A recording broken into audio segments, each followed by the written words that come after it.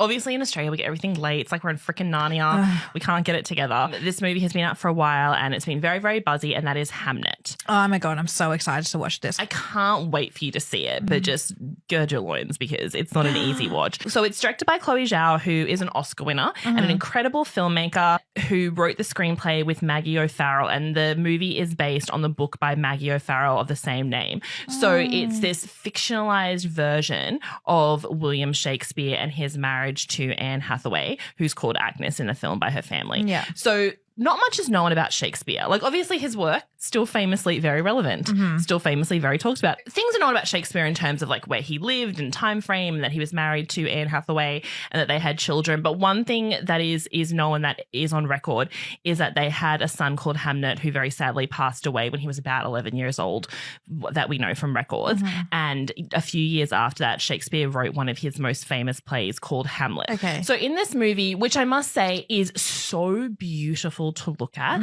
it starts off with the opening scene, this like beautiful forest in the English countryside, and Jessie Buckley, who plays Agnes, is like curled up in a tree stump with moss in like this scarlet gown, and she just looks like a dryad, like a forest fairy. And she does have this kind of otherworldly connection to the forest, and she has a hawk that she can summon to her arm. She's like this beautiful wild, very Disney. Yes, very like the beautiful wild girl. Everyone in the little town they live in, like little community, is like, oh, that woman's crazy.